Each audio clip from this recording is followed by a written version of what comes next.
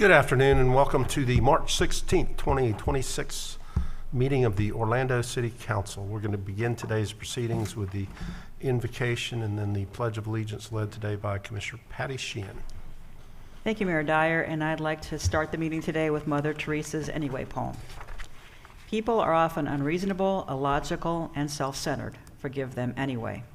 If you are kind, people may accuse you of selfish, ulterior motives. Be kind anyway.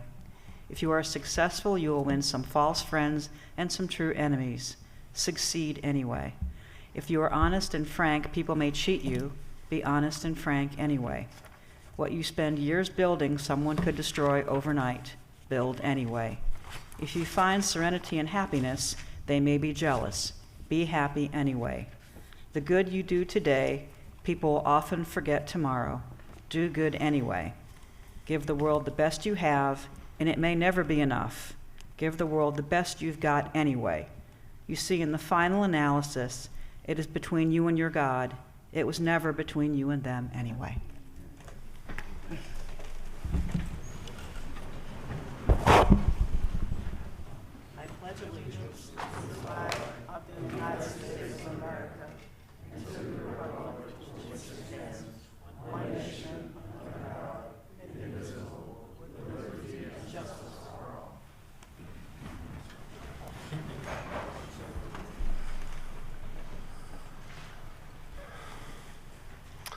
Let's call the meeting to order. Madam Clerk, would you call the roll and make a determination of a quorum, please? Commissioner Keen? Here. Commissioner Ortiz? Here. Commissioner Chapin? Commissioner Sheehan? Here. Commissioner Rose? Here. Commissioner Burns? Here. Mayor Dyer? Here. Mayor, you have a quorum with all members present. Okay, first item of business is minutes from the February 23rd City Council meeting. Motion by Commissioner Sheehan, second by Commissioner Rose. Madam Clerk, my agenda page is cut off. Was it just that minutes from the February 23rd council meeting? Yes, Mayor. Okay. All in favor indicate so by saying aye. Aye. Those opposed, and so the motion carries. Okay, let's go right to the mayor's update. We are approaching the 10-year mark of the Pulse tragedy, but we're making progress on the construction of the permanent memorial, or in the things we need to do do the construction of the permanent memorial. So we saw the latest designs a couple weeks ago. The design team was very thoughtful in making the vision of the Memorial Advisory Committee a reality. It really represents a collective effort to create a place where the families and the survivors and the entire community can honor and remember and reflect. So last week, the Pulse sign was removed very carefully. On Wednesday of this week, the site clearing will begin. Commissioner Sheehan and the entire council, I want to thank you for your support in this effort. While nothing can change the horrific acts that occurred on June the 12th, 2016, I'm hopeful that this memorial will further the healings for the families of survivors and our entire community. March is Women's History Month, and here in Orlando, we are fortunate to have countless women who have helped shape our city over the years, especially here in City Hall. Commissioner Sheehan, Commissioner Rose, think about the City Council, and we want to celebrate the impact of leaders like Commissioner Mabel Butler, who passed away last year, and Mayor Glenda Hood, who we named a park after. And this month allows us the opportunity to celebrate women making history, and that includes members of the Orlando Pride, who opened their season yesterday and 2 years ago won the first Major League Championship for the city of Orlando. As we continue celebrating women, it is fitting that on today's agenda we have the appointment of Chrissy Martin as our Director of Transportation. She's smiling there in the back row over there. She has worked alongside her colleagues and regional partners in supporting long-term mobility plans, especially like Sunrail. She's garnered a lot of state and federal funding. She brings great passion to keeping our streets safe, and I know that she is going to do a great job. Congratulations, Chrissy. I was going to talk about lift station number 2, but I decided to skip that one for today, but it's a good thing. What I will talk about is the sale of 8 newly constructed single-family homes in the Paramore community. In the next few months, these houses will be available for sale to first-time home buyers making between 80 and 140% of the area median income. The CRA is also revising its downtown down payment assistance program to provide additional financial assistance up to about $150,000 in some cases, all part of our Orlando Unlocked initiative. One other thing, Commissioner Burns, I know you're extremely interested in moving our small business enterprise program forward, and we have had the first reading, and I had hoped to do the second reading at this meeting, but we will do it at the next one. We're still kind of waiting on the county to move forward as well, but we won't wait forever, so we will bring it at the next meeting.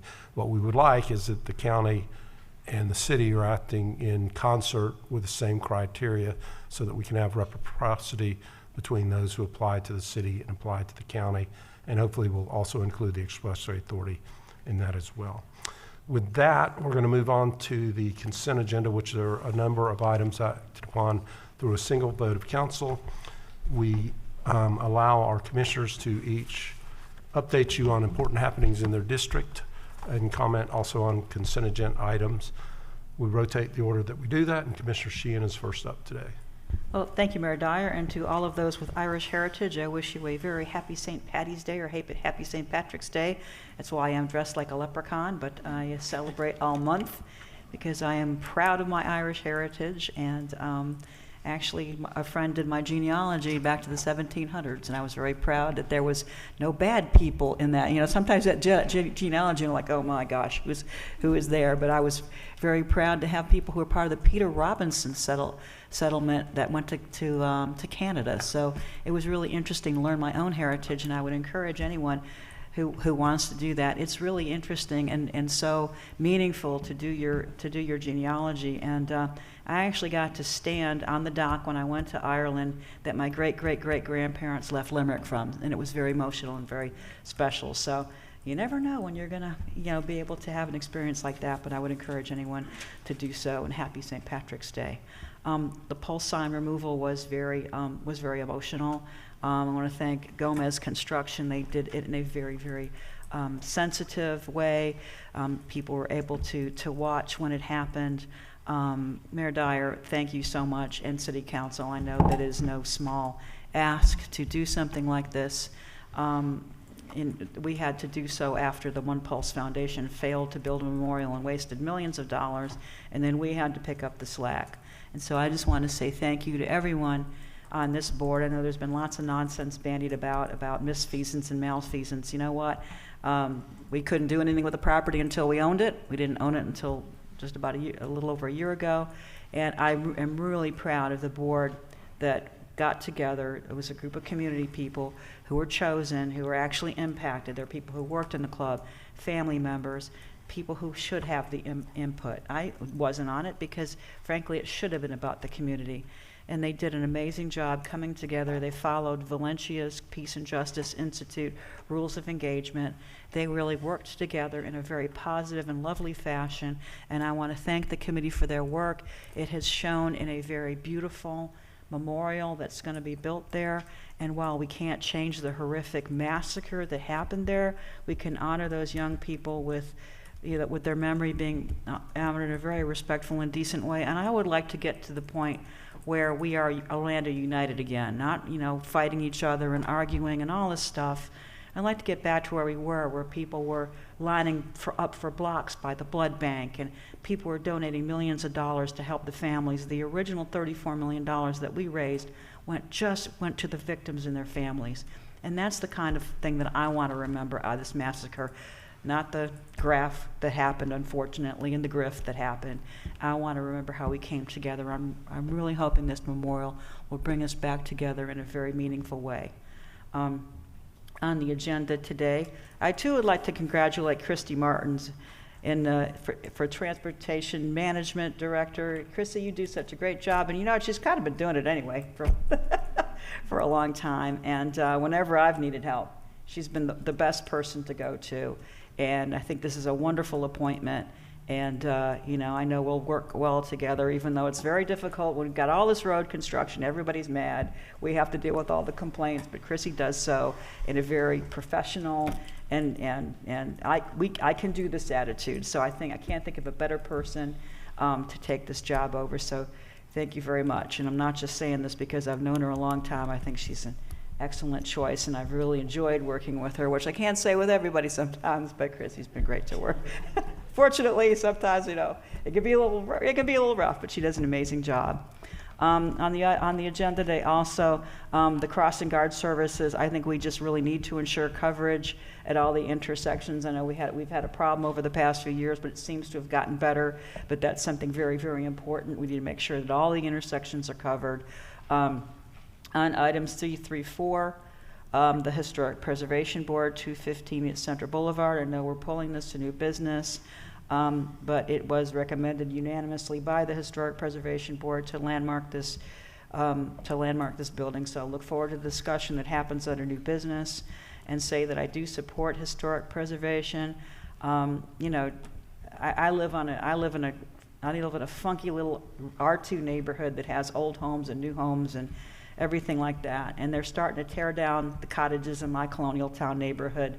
And the prettiest house on the block with a wraparound porch is now going to be torn down for, I don't know what's going to be built there, but it's just, we have these beautiful homes with porches and they're historic, but people don't like them because, I'm not big enough and I can't have my 6-car garage and all this stuff. And it's like, when is enough enough? Can we just have something pretty and something nice? And I wish I could have afforded to live in a historic neighborhood because, now my neighborhood's changing. And I just think we should embrace our history more and realize that bigger and newer isn't always better. And I go to other cities and I look at these beautiful old ruins and, homes and everything like that. And I think we can do better with our historic preservation. But I just want to say that, we lose something every time we lose some of these older homes. And, it's also changing the affordability in my neighborhood. These people who are buying these houses and building a 6-bedroom, 4-bath, 2-car garage, that's changing the demographic of who can afford to live in my neighborhood. And I just think it's kind of sad. So we'll see what happens today on this, but I think we should really consider the impacts of new construction and infill on the overall affordability. And you know what? Historic preservation doesn't bring down the value. Our highest value properties are Lake Eola Heights and Baldwin Park, and they have the most restrictive covenants on them. So I think we should think about tearing down these beautiful structures before we do so. On the agenda here also today, item 3I2, Albert Shores septic to sewer project. That's to protect Lake Holden. That's so important.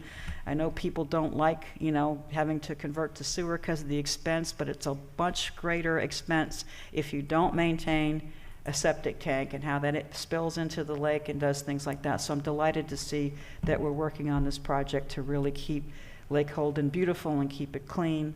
And that's all I had, Mayor. Thank you so much. Thank you, Commissioner. Commissioner Rose. Good afternoon, everyone. A couple of things. I was a little tardy this morning. If you have not, put it on your calendar this week. We are cleaning up the lakes. I want to thank Keep Orlando Beautiful this morning. I was encouraged. So we have a lot of youth programs in District 5 and 6, and so I encouraged our youth programs to participate in one of the cleanups this week.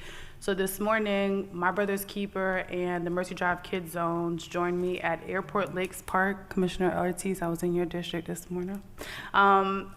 And I want to encourage everyone, tomorrow is Curry Ford, Wednesday is Langford Park, Thursday is Barker Park, and Friday is Eagles Nest Park. Come out and do your part. For the high school and some of the colleges, we are doing community service, and this is a way to give back to your community as we keep the city beautiful. This morning, also, I want to thank United Against Poverty. They donated snacks to our Northwest Center, so all of our kids. So this week during our summer programs, kids have to bring their own lunch. And so this opportunity to make sure that our kids have food throughout the program, everybody can afford. As you know, we are in food insecurity in some of our communities. So thank you, United Against Poverty, for that. Thank you to, for those who joined us for the OEP annual barbecue in the park. It was a great opportunity to connect with many of the community leaders and work on strengthening our community. I want to thank the fire department and IAFF 1365 for hosting me and Commissioner Keene for OPS 101 course. We learned more about the day-to-day operations for our firefighters, EMT, and paramedics. Thank you for all you do. And I'm going to publicly say, I want to push for a 4-man crew. For those that don't know, we have firefighters who have almost lost their lives with the 3-man crew, so I really want to push for a 4-man crew as we can figure it out fiscally throughout the next couple of years. For those who haven't seen the driverless cars, they are Waymo. They are here to stay, so welcome Waymo to Orlando. They will begin opening operations for more individuals in the community, but it's a really great opportunity if it does come. When you do join the wait list and get your opportunity, it was a great ride around District 5 last week. I want to congratulate Pastor Rolis Frazier from St. John Baptist Church. He has been serving this community for 25 years, and I was able to join him for his service a couple of weeks ago. Thank you for everyone who came out this weekend, even through the rain. We had movie night at Lake Lona Dune, and so y'all should stay tuned for upcoming movie nights in the park. There is one this Wednesday at Luminary Green Park. We host them twice a month, every other Wednesday. So if you guys are not doing anything this Wednesday, come join us at Luminary Park. On to the agenda. Congratulations, Chrissy, on your appointment as the Transportation Department Director. I look forward to continuing to work with you as we move the Transportation Department forward. I want to thank the staff for continued collaboration with Orange County to lay out the policies and procedures for the Small Business Enterprise Program. I look forward to voting on that item soon. Small businesses are the backbone of innovation, competition, and community growth. When they're included in the procurement process, everyone benefits. Organizations gain fresh ideas and agility. Local economies grow stronger, and entrepreneurs get the opportunity to scale their impact. When we prioritize small business participation, it isn't just good policy, it's smart procurement. Let's keep opening doors, creating opportunities, and building resilience for supply chains together. 3A1, glad to continue to work with the AmeriCorps Vista program. So we have some of the Vista Corp members that are in the district, and they focus on improving youth literacy, increasing youth awareness, environmental consciousness, promoting healthy futures, disaster preparedness, and addressing hunger. So this is our commitment to programming in our community. 3A3, I would encourage, if you've never been to the Early Learning Coalition of Orange County, take some time and go reach our kids. Any little bit of time we can spend with them makes an impact, so glad that we can continue to work with them. 3B18, Mercy Drive is growing, especially with the Packin District, so glad that we were adding a main extension. The CRA homes, glad to get some neighbors. I'm even more glad to add the component for first responders to encourage police and firefighters to potentially move into the Paramore community. This is probably for me, this is the most exciting part. And so a couple of reasons when we think about our first responders, many do not live in the community, so this is our opportunity to keep our tax dollars right here within our communities. Congratulations to all of our partners who will be receiving ESG and CDBG funds today on the agenda. And that is all I have today, Mayor. Thank you, Commissioner Burns. All right, thank you, Mayor. Good afternoon, fellow commissioners, as well as all who are in attendance. First, I'd like to give a kudos to Daphne Green and the entire transportation team for a successful Bike to Work event. This was probably my third or fourth event participating. It was great. It was a great morning. I think all of our commissioners were there. It was a great time. Also, be on the lookout for Bike District 6. Is coming this spring. Again, part of our Get Fit District 6 series, where we're encouraging people to get out of their homes and get out into our community and exercise a little bit, to just move around. Also, May 7th, I co-chaired the Early Learning Coalition's diaper drive at the Smith Center. We endeavored to collect 40,000 diapers. We exceeded that. We collected over 44,000 diapers. So thank you to all that they do in helping our community with that need. Also, like to, on March 11th, we had our OPD Chiefs meeting. We had a great turnout in Metro West. We believe it was over 150 people who participated. So I'd like to say thank you to Chief Smith for your continued commitment to our community engagement. These meetings, I do believe, are making a difference because our community really appreciates it. So thank you, Chief, for your commitment there. Also, I would like to thank Operation Positive Direction, which is a program under the Orlando Police Department focused at mentoring our youth and introducing them to community service projects within our community. Just this morning, they assisted a senior resident in District 6 with some painting and some much needed landscaping. Again, thank you to all the OPD officers who give up their time to be mentors for our youth. This is truly a commitment. You are definitely making a difference in their lives. I have a staff spotlight. I'd like to welcome our new youth employment intern, Kaya Braggs, is right here in the front. So welcome to the District 6 team. She is a freshman at Valencia, and she lives in District 6 and from the Holden Heights community. So we're excited to have you join the District 6 team. A few upcoming events. Thursday, March 19th, we'll have the Poppy Park ribbon cutting ceremony in the Carver Shores community. Also on March 20th from 9 to 11, spring cleaning will happen at the Eagles Nest Park, hosted by Keep Orlando Beautiful. And this spring break cleanups to remove litter from the streets, parks, and the waterways. On Saturday, March 21st, from 10:30 to 1, we'll have our Spring in Bloom Daddy-Daughter Dance at the Smith Neighborhood Center. And this is a brunch theme event with music and dancing to cap off spring breaks, gives our fathers the opportunity to dance with their daughters, or our grandfathers to dance with their granddaughters. So this will be a great event, again, happening at the Smith Center. Also on March 25th from 11 to 3, I have my satellite office hours. This is a time for residents to come meet with me outside of City Hall, and this will happen at the L. Claudia Allen Center. Also, March 27th, we'll have our Senior Connections Prom and Enchanted Garden, also happening at the Smith Center. And it's an evening of dancing, joy, and connection and celebration targeted at our seniors. Again, we're constantly working to bring our seniors together with some events that would, again, bring joy and create those connections.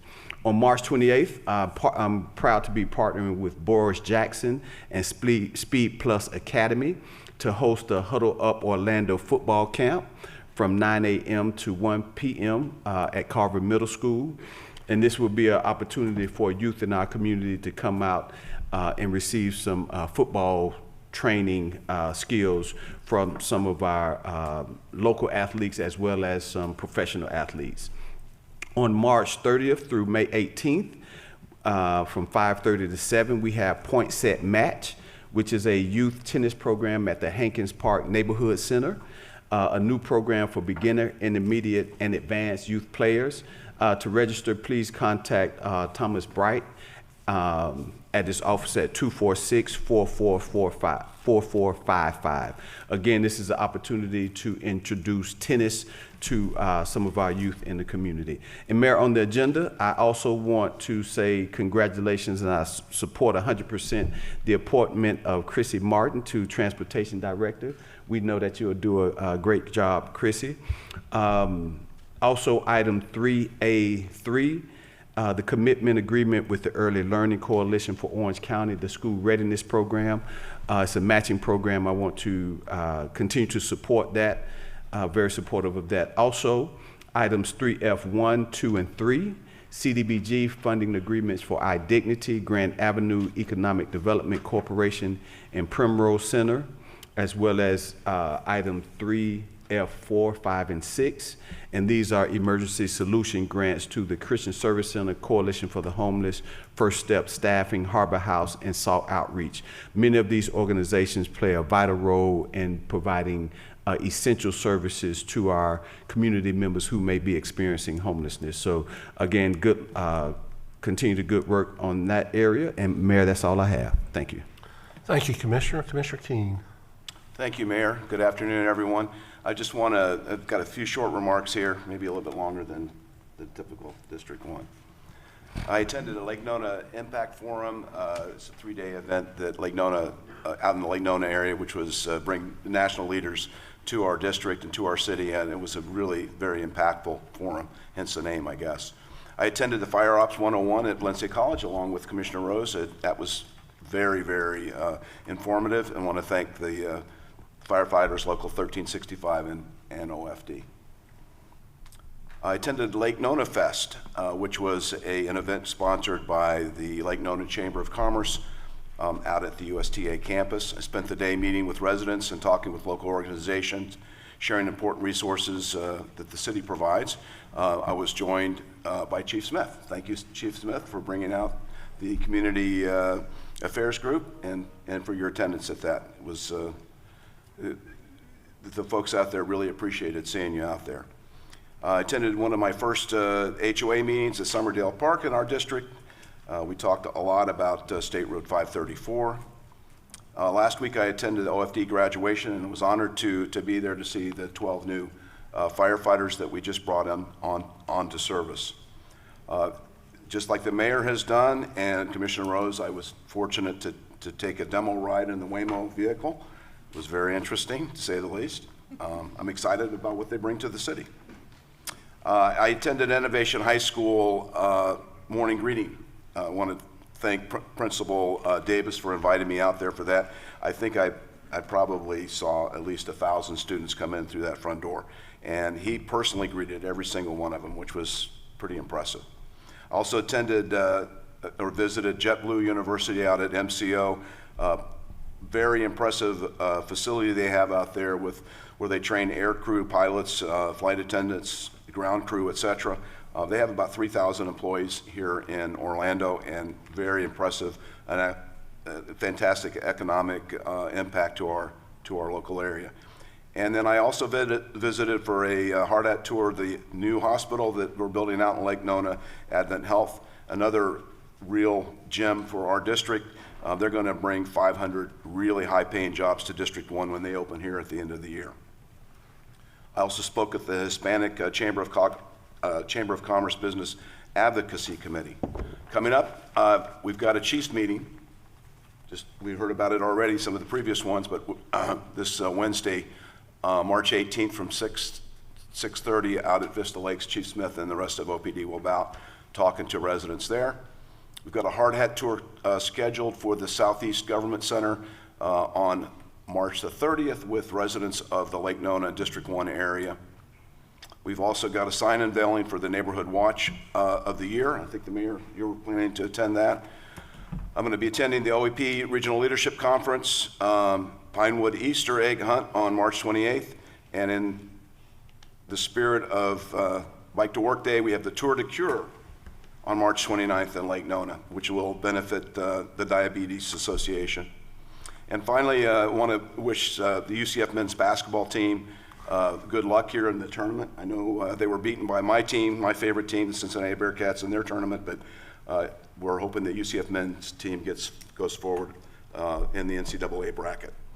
And finally, on the consent agenda, just wanted to point out 3B8. It's always great to see some infrastructure projects being done in the district.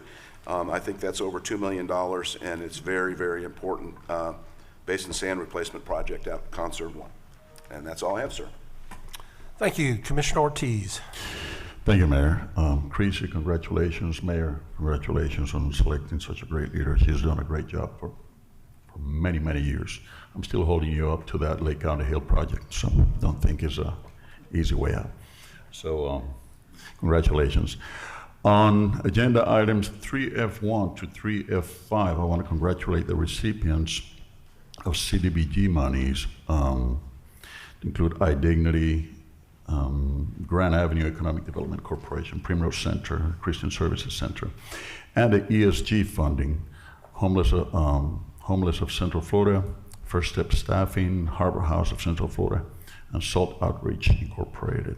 These are institutions that really deserve those fundings because they're doing a great job for our community.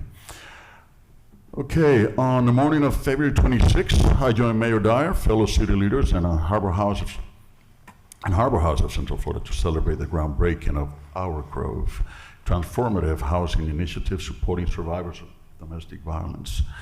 Once completed, the project will provide safe transitional housing and critical support services to help families move towards long-term stability and independence. The City of Orlando is proud to invest $4 million in federal home ARP funds to support this important effort. Mayor, thank you, and thank your staff for this effort.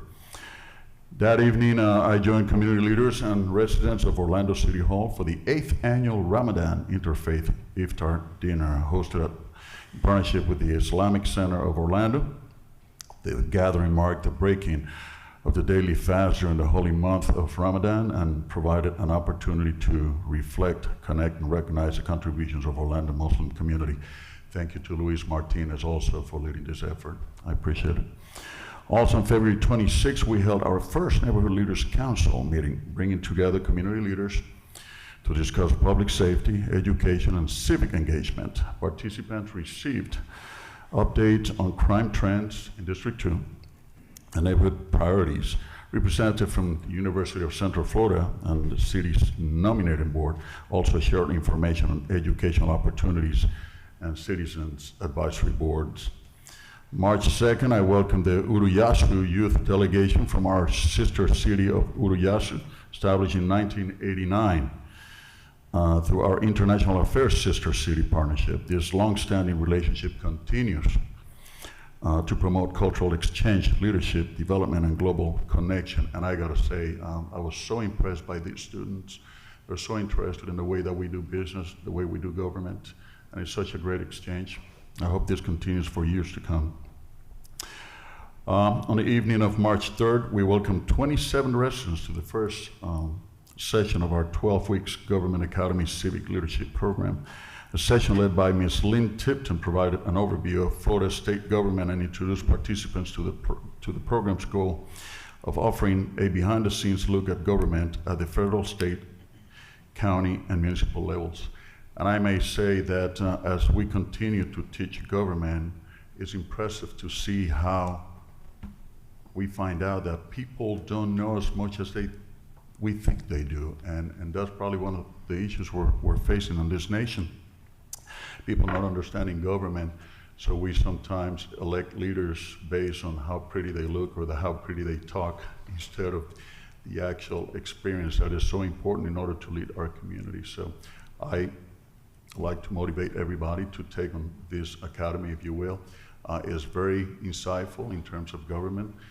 We teach government from A to Z, from government, from the federal government to the local government, and also we cover the local departments, public works, even budgeting and everything. So very insightful. And combined with the Mayor's Academy, it really makes quite a team in order to bring people up to date on what we do as city government. And with that, Mayor, I'm done. Thank you, Commissioner Ortiz. Commissioner Chapin. Thank you, Mayor. Thank you, Council. Thank you, residents, for coming today. Over the past couple of weeks, I've had the opportunity to participate in several events that reflect the strength and health of our Orlando community.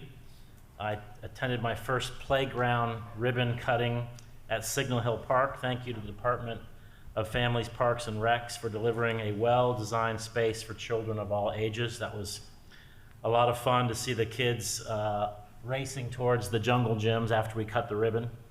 Had the opportunity to throw out the first pitch at the North Orlando Kiwanis Little League game at Blue Jacket Park over in Baldwin Park, and toss out the first softball at the girls softball game as well. So that was fun. They were both strikes, right down the middle. Congratulations to the Bishop Moore soccer team for winning the state championship. I look forward to presenting them with a proclamation later this month. Thank you to the College Park Neighborhood Association for hosting Sunday in the Park, an annual event. It was great to see so many families enjoying the day, supporting local vendors.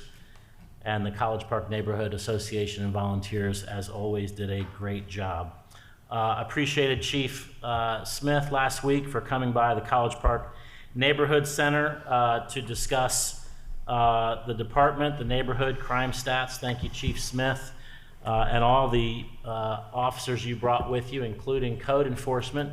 It's always a very informative meeting and always gives residents firsthand opportunity to get questions answered and kind of direction on where to direct some of those questions or complaints. I would like to congratulate Lou Gardens for celebrating 65 years. The Gardens was gifted by the Lou family and continue to serve as a valuable space for public enjoyment and education. To mark the anniversary, Lou Gardens is hosting Legacy in Bloom, a series of events celebrating the gardens and their history.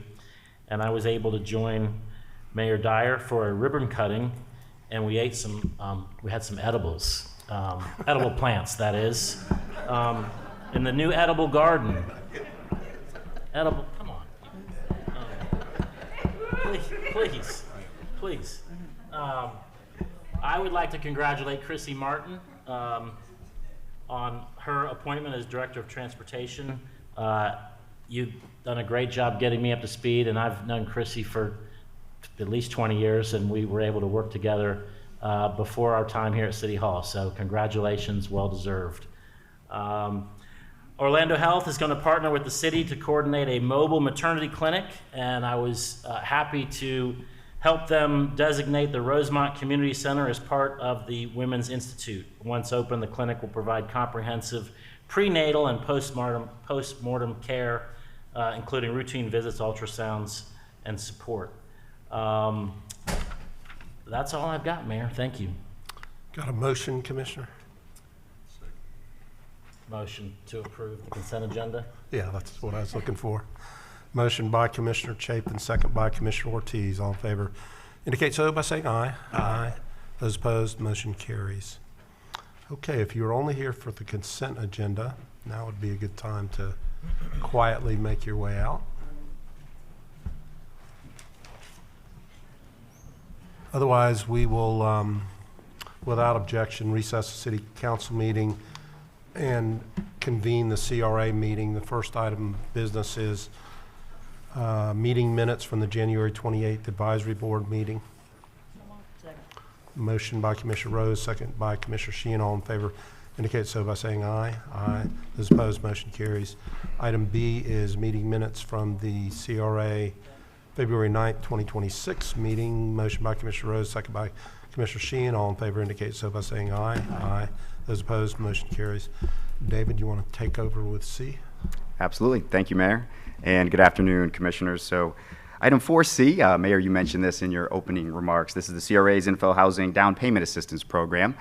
So we're on to phase 3 of our Info Housing program now. And as such, we're ready to deliver another 8 homes for home ownership into the Paramore community. Wanted to make some updates to the program to make sure that they continue to be affordable. As such, we're proposing, this is the first time, I should say, that we actually have 2 different model of homes. In our previous phases, they all were the same, though they looked different from the exterior. They had different elevations. The interior model layouts were the same. We have 2 this time because we had 2 different lot sizes. So we are also proposing 2 different down payment assistance program amounts that all equate to the same effective rate that someone would pay for the homes, which is $225,000. So for our Model A homes, we're proposing a rate of $140,000 in down payment assistance. For our Model B homes, it's $155,000. And again, that brings them down to the same affordability level.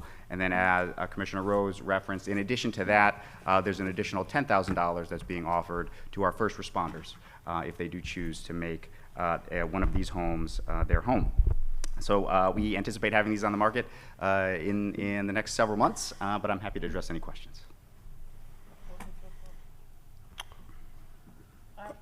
Okay, questions? Motion by Commissioner Rose.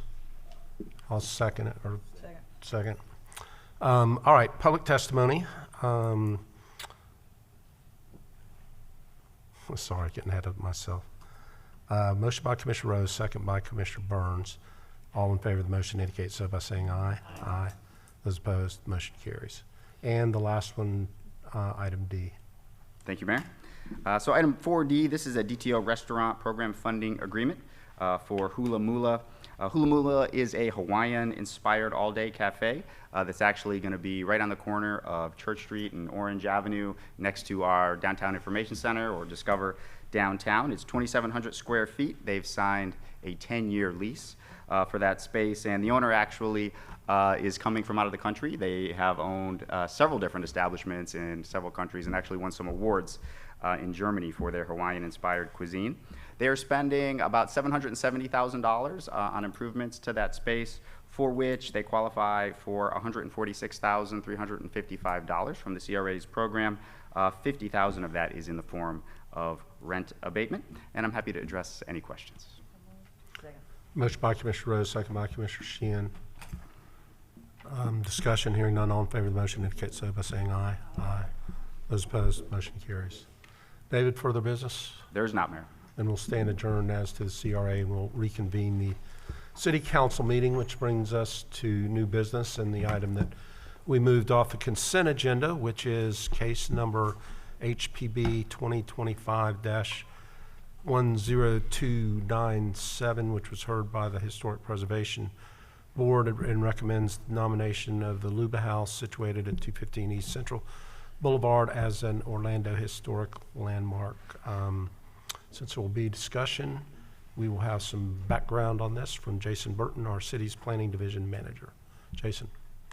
Thank you, Mr. Mayor and Commissioners. My name is Jason Burton. I lead the City Planning Division for the city.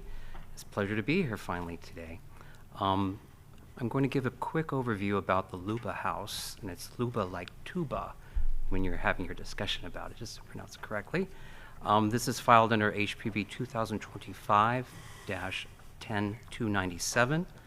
Just a little bit of a background on this particular home. The original residents had a building permit that was pulled on July 7th, 1930. The house cost at the time a total of $12,000. The original residents were John and Helen Luba, were the original residents. They were immigrants hailing from northern Germany. About the building, P.C. Samuel was the architect and Charles Seidler was the contractor. The architect assisted Hendrik Berlage in designing the Amsterdam Stock and Commodities Exchange, which is still standing today and is used as an event center in Amsterdam. This is not in a historic district and it's not an individual landmark, hence it was nominated by a concerned citizen, and I'll go over that shortly. The Lubas immigrated in 1889 from Germany. John was from Edelach, Schleswig-Holstein, which is the most northern state in Germany, next to Denmark. Helen Luba was from Bremen, Germany, like my own great-grandparents.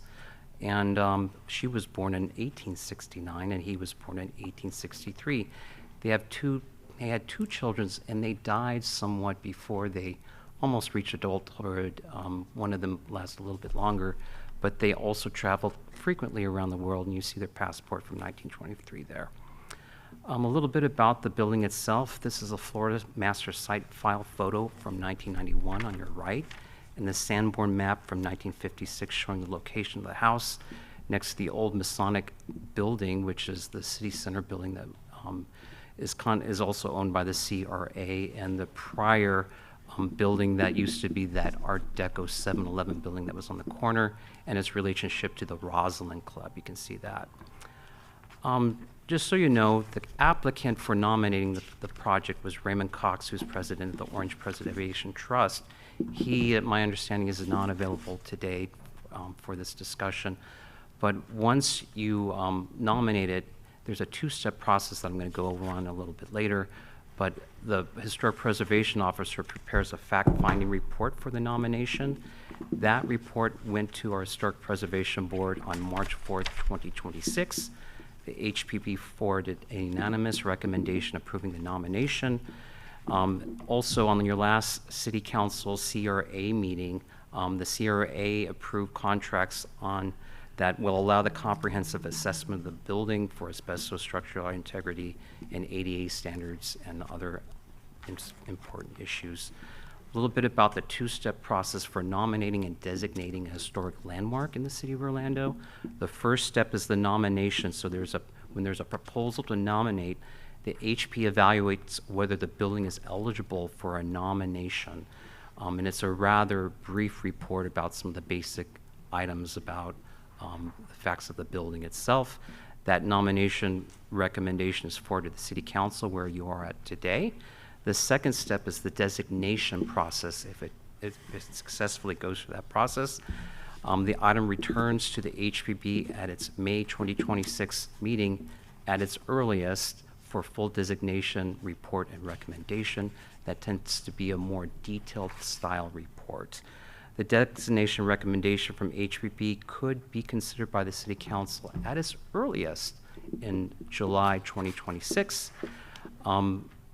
There's also an ordinance that 2 readings and a hearing for the ordinance adoption would be necessary following that recommendation and that acceptance. And I'll go over this, but there's a 2/3 vote that would be likely needed in order to accept that nomination and make it a historic landmark. I'm going to read this real quick. This is the historic landmark designation criteria from the Land Development Code. The criteria for evaluation: council may designate by ordinance any site, building, structure, or object as an historic Orlando historic landmark only when appropriate documentation demonstrates significance in history, architecture, archaeology, engineering, or culture, and it possesses integrity of location, design, setting, materials, workmanship, feeling, and association, and A, associated with events that have made a significant contribution to the broad patterns of our history, or B, associated with the lives of persons significant in our past. I like to call these 2 criteria historic significance. C is embodies the distinctive characteristics of a type, period, or method of construction, or that represents the work of a master or possesses high artistic values. In other words, architectural significance. And finally, D, that has yielded or may be likely to yield information important in prehistory or history. That's archaeological significance, if you will. A little bit about the historic landmark designation process. If a property owner objects to our historic landmark designation, a 2/3 majority of the vote of the City Council is required, and the council must find that historic landmark designation advances a clear and convincing substantial public interest. And just for your information, the CRA purchased this property in March 2025 as a rare opportunity to anchor a comprehensive expansion of Lake Eola Park without the designation. The CRA is currently evaluating the condition of the structure and its potential use in the future development of the Lake Eola Gateway, and seeks flexibility in reuse of the structure. Therefore, at this time, the CRA does not support the nomination of the site as an Orlando Historic Landmark. There's some couple site photos that I have in the presentation if you need reference to them. These are the sides of the building that you don't see like you saw those earlier ones from Central Boulevard itself, the very rear of the property, and of course the front of the property, a little fun gate detail. And with that, I'm available for any questions. Questions? Commissioner Rose? Are we letting the public speak first? We are. You want to speak after the public? We're taking any votes right now? No. Okay, that's fine. So Just if you have a question for Jason. No, I don't. Anything about the presentation, certainly. Okay. Thank you. No questions, then we do have 4 requests that we moved from the agenda review meeting to the council meeting for comment. And they are the same 4 that I called out, so we'll go Mark Line, Connie Geller, Joy Wallace Dickinson, Tana Porter, in that order. So you'll come up, state your name and address, you'll have 3 minutes to address council.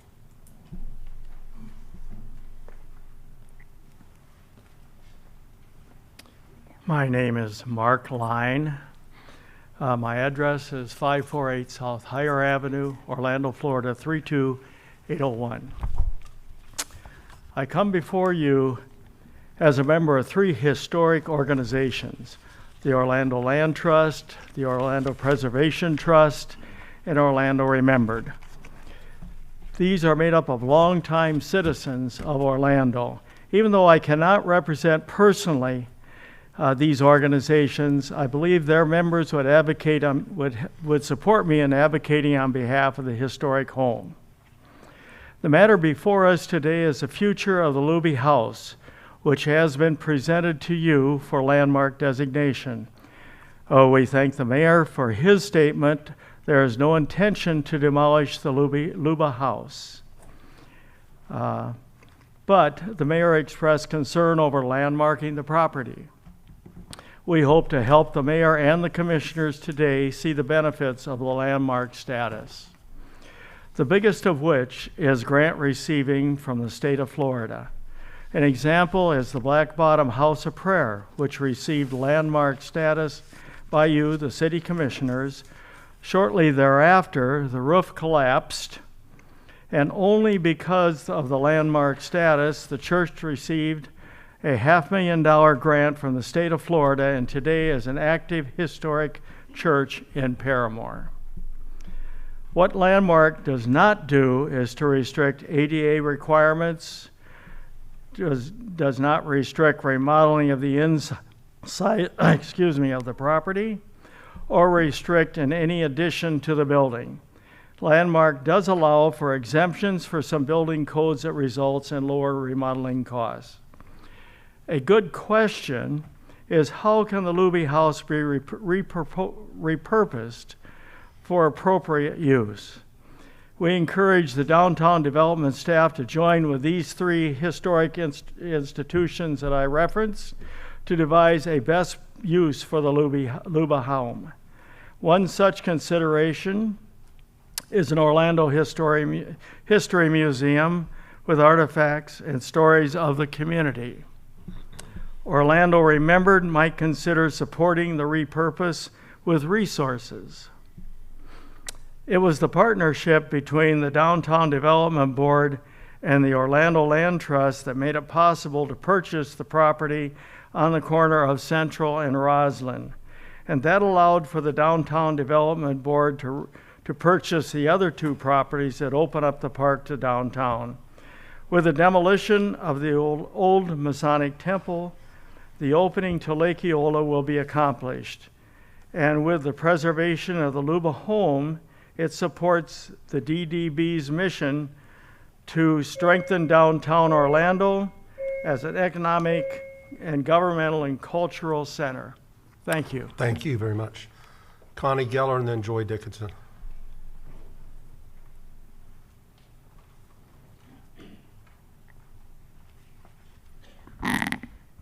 Good afternoon, Mayor and councilors. My name is Connie Geller. I'm from 204 30th Avenue South, Jacksonville Beach, Florida. And I've given to you 4 printed pages of my mother's photos. I'm the daughter of Lillian Smith, a court-recognized heir to the Luba estate. I'm the great niece of Helen Luba, known to my family as Tante Helen. She and her husband, John Luba, Uncle Hans, were deeply loved by my mother and her sister. I'm here in strong support of the landmark status for the Luba House. This home represents the quintessential American immigrant story. Uncle Hans, a math teacher in Germany, crossed the ocean in 1889. Helen arrived in 1890. They married in New York City. 3 of Helen's sisters followed her to America, including my grandmother, Hermina. The Lubas built a successful life with a grocery business and real estate transactions. But they also endured profound loss when both of their children died of tuberculosis. In the 1920s, they wintered in Florida. They traveled through Germany with Orlando proudly displayed on their car, early ambassadors for this city. Having sold their New York properties, they could have settled anywhere. They chose Orlando. And in 1930, they built this outstanding residence, creating a sanctuary on Lake Eola and welcoming family. On the back of a living room photo, Tante Helen wrote, "Vel, come see for yourselves." In 1932, my mother's family traveled to Orlando. Those memories stayed vivid for my mother and aunt the rest of their long lives. The Lubas remained connected to their extended family. They spent summers visiting Helen's sisters on Long Island. Their Lake Eola house anchored our family's stability for decades. It reflects the Lubas' resilience, their success, and their belief in Orlando's future. As you consider the new gateway to Lake Eola, I ask that this house become the anchor of that gateway. An authentic regional destination requires authentic history. A city that values its future must first respect the people who shaped its past. The Luba House is an immigrant story in brick and mortar. Prosperity earned, resilience proven, legacy built. It deserves to be honored, protected, and celebrated. Thank you. Thank you, Joy Dickinson, and then Tana Porter, and I also have Diane Martins. Hi, everyone. It's wonderful to be here. My name's Joy Dickinson, or Joy Wallace Dickinson, and for 23 years I wrote a weekly history column in the Orlando Sentinel about Orlando history. And one of the things I learned during that time is so many of my stories ended up back at Lake Eola, because it really sort of is for so long been the heart of Orlando. And I love being here because I see that on the seal. It's right here in front of Mayor Dyer, the city seal with Orlando, but I think you all know how important Lake Eola is. But I'm also here because in 1949, my grandparents bought a house that's about less than a half a mile from where the Luba House stands at Lake Eola, and I have driven by that house, and I live in that house now, and I've driven by there and thought about it and looked at that beautiful structure my entire life. And it is such an important visual statement on Central Boulevard as you come into downtown Orlando, down Central, a main thoroughfare, you pass the lake, and there's this house that has so much history that speaks to the story of people who came to Orlando, who invested in it, who hired a distinguished architect to make a beautiful home on the lake. And it is, in fact, the last really representative of homes that face the lake, and the homes that are around it for so long, and told such a great story. So because it is the last surviving lakefront house on Lake Eola, I think it's such a rare link to the city, and before it had the skyline that we have today. Landmark designation isn't intended to freeze a building in time. What it does is recognize that a place matters and ensure that future plans take that value into account. In Orlando and many other communities, that landmark designation has helped make preservation possible, as Mark said, by opening doors to incentives and grants. So our group, the Orange Preservation Trust, started really working on landmarking the Luba House a long time before a long time ago because of its importance. So it's stood there for nearly a century, and we hope it can continue to stand, and we see landmarking as a way that would help that, and not leave some, not maybe leave some money on the table that could come from grants. Thanks very much. Thank you, Joyce. Joy. Tana Porter.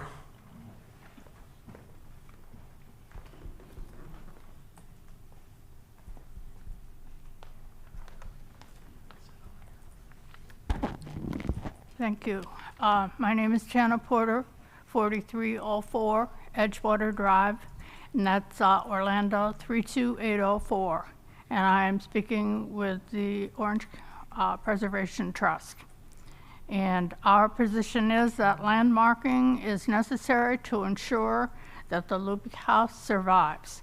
That is too remarkable a place to lose. What does the city lose if they lose that house? Well, the city loses an outstanding, well-designed, and well-built house, an example of Moorish architectural style, a little different for Orlando. It loses the structure specifically designed and built to fit the parcel of land it occupies on Lake Eola. It loses the last large residence on Lake Eola, where impressive mansions once lined the lake. It loses one of only 3 known structures in Orlando designed by internationally famous Dutch architect Peter Samuel. But not all the losses are so tangible. The city loses opportunities. The opportunity to create a first-class restaurant in a first-class historic building in a first-class location. The opportunity to open a unique wine bar in a unique old house. the opportunity for tea parties, art galleries, small historical exhibits, chamber concerts, seminars, meetings, and much more, all in a historic setting.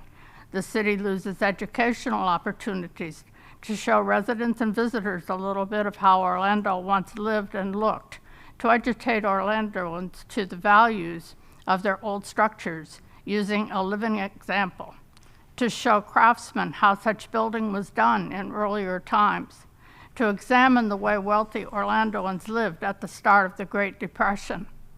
The losses are impossible to accept. Therefore, we support saving the Luba House by landmarking it to protect it from demolition. Thank you. Thank you, and Diane Martins.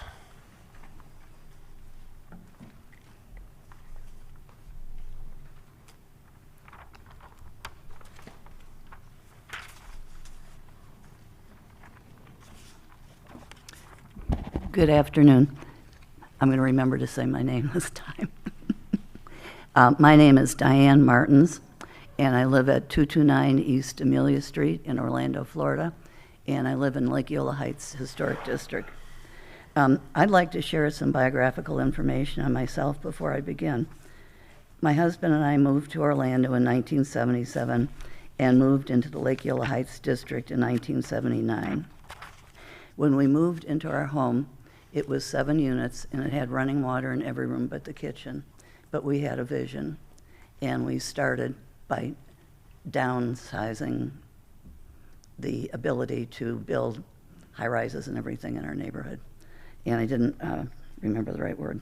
But at any rate, we proceeded to help create the historic district there, which was completed in 1985. That designation has preserved the structures there since that time and will continue to save them forever.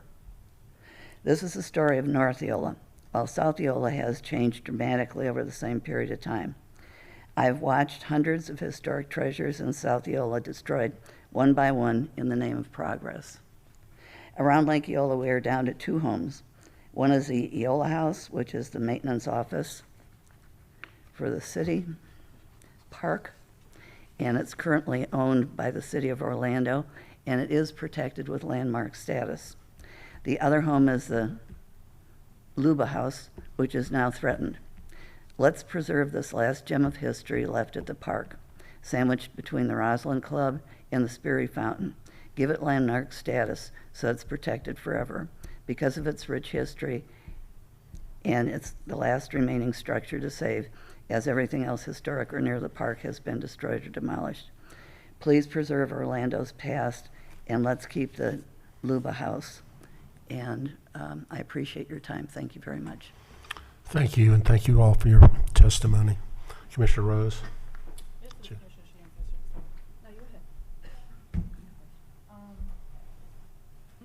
It's your district. I tell you what, I'm going to go ahead and offer a motion and put us where we can have discussion. While I'm mayor, this isn't going to be demolished. We're going to figure out the best use for it. I would like the city to have the flexibility to figure out the best use moving forward. I think it would cost us more if there's a historic designation mark that's placed on it. It's been there for a long time without it, and I can tell you that we're not demolishing the building, but give us an opportunity to figure out the best use for it. There may be an appropriate time for a historic designation, but we will involve any group that wants to be involved in helping us to figure out repurposing. We've looked at the restaurant aspect of it. It's a lot of money to retrofit it for any type of restaurant. The building is not in great shape. It hasn't really been occupied for the last several years, so it does need repairs for any particular use. So I'm going to make a motion that we decline to nominate this site as an Orlando Historic Landmark at this time. Second by Commissioner Rose. Discussion. Yeah, you know, this is a situation where the Historic Preservation Board gave unanimous consent and unanimous approval to nominate this. And it's usually kind of extraordinary when we go against the, you know, any actions of our boards. You know, I was told this building was going to be torn down, and I was very upset. And that was done without any public hearing, without any public process. And, you know, I can't blame the folks from Orlando Preservation Trust for trying to save it when there was decisions to tear it down. And I was told it was going to be torn down. And there's already been talk about, you know, how much it's going to cost to fix and this and that. And that was all done without a public process. And, you know, I mean, the Orlando Land Trust helped. If it had not been for the Orlando Land Trust, we would not have been able to purchase that additional property. They were the ones that the women and men of the, you know, Eugenia and Lynn and the people who served on that Orlando Land Trust and Ted Haddock, they came forward and they figured out a way to get the property owner to reduce his cost, the cost of the property. They did an amazing job to figure out how to make this possible for the city of Orlando to buy the additional parcel. So now to say, well, you know what, it's really great that the community had this interest in helping, but now let's just throw their interest out the window, let's just throw the citizen board recommendation out the window, and we're gonna do whatever we want. I just don't think that's fair. So I appreciate the sentiment of wanting to keep it, but we have no assurances. And I would just like to have an assurance somehow that this is not going to be torn down, especially since staff has made statements to me that it's going to be torn down. And I do think it's significant. I do think it's beautiful. I do think it has distinctive characteristics. It does have high artistic value. It does have the things that apply to an historic landmark. And yes, when Black Bottom House of Prayer was falling down, we made the historic designation after the fact to help save it. So if we can do that in one district, why can't we do it in mine? It's just, it seems like there's never enough money to do the right thing. And I just don't think that's fair. So if we can't put a designation, I would at least have some kind of a restrictive covenant or something to make sure that we are going to save this building. Just because it's gone through this process, it's gone through the proper process, and we're just not going to accept the recommendation of our historic board. I think we should at least figure out some way to codify the fact that this building is not going to be torn down, and I'll be voting against the motion. Commissioner Chapin? So nothing precludes us from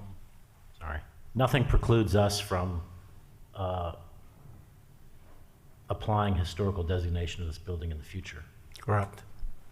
And we really have no idea what we could use it for today. Right. I've heard wine bar, restaurant, art center, meeting space, history center. We have just a cursory view of what could be wrong with it structurally or asbestos or ADA compliant. We've not had any real in-depth review. Correct. Okay. Thank you. Commissioner Rose? So the DTO vision plan has been in place since 2015. The revitalization of Lake Eola has always been a part of this process.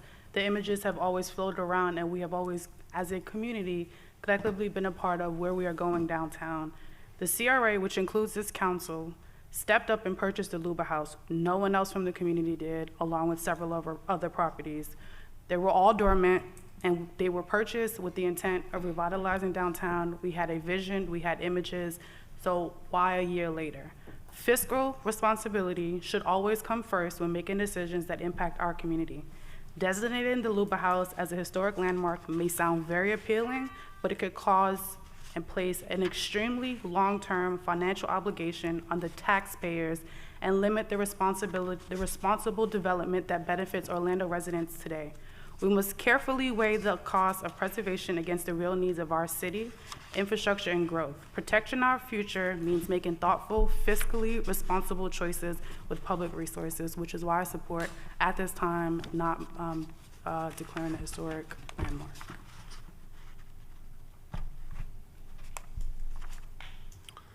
Okay, further comment? Then we will call the question. Commissioner Sheehan? Well, I'd just like to say that, you know, it's okay to be fiscally responsible when the money's being spent in another district. So it's just not fair. And You know, I have never advocated for fiscal irresponsibility. What I've advocated for is to make sure that we have a beautiful park, which, by the way, the CRA had not taken care of for many, many years, and I'm glad the CRA has basically adopted Lake Eola Park, because it was 20 years ago, it was a dreadful mess. It was dirty. Nobody wanted to go there, and I'm delighted that now it has become a destination because of the investment the CRA has made, with my support. So it's not that I don't want to see Lake Eola used in a fiscally responsible way. What I'm advocating for is that we do it in a responsible way to make sure that it's a beautiful and respectful place, and that we respect the people in the community who do want to work on preservation. And I think that is an important, I think that is an important, I think it's an important thing to do. I don't think it's unimportant to try to preserve our history.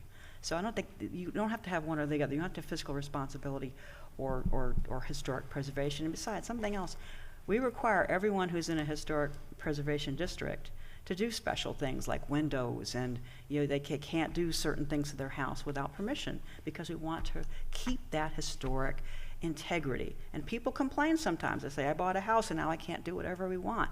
Well, you bought a house in a historic district, so you have to follow some guidelines. And while this isn't a historic district, unfortunately, I wish it was, I think that we could show the same level of commitment and investment by saying, okay, we make the folks in Lake Eola Heights do special things. Why can't we do something special for the community as well? And that's all I have never advocated for fiscal irresponsibility. I'm advocating for historic preservation, and those two things do not have to be mutually exclusive. Okay, I'm going to close on this, and we're not adversaries here. We want the same thing. We want to do what's best for the house. There was a rumor out there that it was going to be demolished. That's why you're all here. It's not going to be demolished. It's not going to be demolished, Commissioner Sheehan, despite whatever you might have been told at some point. Well, it's not. I just want to clarify. I was told by staff. Okay, that you've this said building that a was gonna be couple of torn down. times, so it's not going to be demolished. And we will have community input on the best use. Probably not a restaurant, probably not a wine bar, but we will figure out a good use and how best to upgrade the building itself. We do want to have a beautiful new southwest entryway. That was the reason that we purchased the property to begin with. It was actually a group of 4 properties throughout the course of downtown, the 2 city center building and the Luba house, and then 2 other pieces that aren't associated with Lake Eola. City center building will be coming down so that we can make way to have a beautiful southwest entrance. And I think everybody has the best interest of both subjects there, having a new entranceway and preserving the Luba house. So with that, I will, all in favor of not accepting the nomination indicate so by saying aye. Aye. Those opposed? No. Okay, 6-1. Thank you for coming and expressing your opinion and your desire here today as well. Okay, we have other business. We are going to move to, Madam Clerk, you are up. Hearings, ordinances, second reading, 12A. Ordinance number 2026-2, an ordinance granting petition of Beachline South Residential LLC establishing and naming the Dowden Central Community Development District pursuant to Chapter 190 Florida statutes, providing findings, describing the external boundaries, the functions and the powers of the district, designating 5 persons to serve as the initial members of the district's Board of Supervisors, providing a severability clause, and an effective date. So moved. Motion by Commissioner Keene, second by Commissioner Rose. I don't have any requests to speak on this, Madam Clerk. Discussion, hearing none, all in favor of the motion indicate so by saying aye. Aye. Those opposed, motion carries. 12B. Ordinance number 2026-3, an ordinance of the City Council of the City of Orlando, Florida, amending Chapter 65 of the Orlando City Code, Parts 1, 2, 3, and 5, to conform with Section 177.071 Florida statutes relating to administrative review and approval of plats and replats, codifying the prior city council resolution designating the city planning division and planning official as the administrative authority, providing for procedural and conforming amendments, technical revisions, codification, correction of scrivener's error, severability, and an effective date. So moved. Motion by Commissioner Ortiz, second by Commissioner Chapin. I don't have any request for public testimony, discussion. Hearing none, all in favor of the motion indicate so by saying aye. Aye. Those opposed, motion carries. Okay, on to ordinances on first reading, Madam Clerk, 13A. Ordinance number 2026-4, an ordinance of the City Council of the City of Orlando, Florida, amending the city's growth management plan to change the future land use map designation for a portion of certain land generally located south of Lee Vista Boulevard, east of Shadow Ridge Drive, north of Butler National Drive, and west of Shoal Creek Drive from Neighborhood Activity Center to Industrial, and changing the zoning designation for a portion of the property from Neighborhood Activity Center with the Aircraft Noise Overlay District to General Industrial with the Aircraft Noise Overlay District, providing for amendment of the city's growth management plan and zoning maps, providing for severability, correction of scrivener's errors, permit disclaimer, and an effective date. So moved. Motion by Commissioner Ortiz, second by Commissioner Chapin. I don't have any requests for public input on this matter. Discussion. Hearing none, all in favor of the motion indicate so by saying aye. Aye. Those opposed, so the motion carries. 13B. Ordinance number 2026-5, an ordinance of the City Council of the City of Orlando, Florida, amending the city's land development code to update references consistent with the goals, policies, objectives, and figures of the city's updated growth management plan, providing for legislative findings, codification, severability, correction of scrivener's errors, and an effective date. Move. Second. Was that Commissioner Ortiz? Second by Commissioner Burns. I have no requests for input on this matter. Discussion. Hearing none, all in favor of the motion indicate so by saying aye. Aye. Those opposed, and so the motion carries. And 13C. Ordinance number 2026-6, an ordinance of the City of Orlando, Florida, granting Florida Dumpsters Pros LLC a non-exclusive franchise to provide roll-off container collection and disposal of solid waste within the City of Orlando, outlining franchisees' duties and providing the terms and conditions under which such franchise shall operate, providing for severability and an effective date. Move to approve.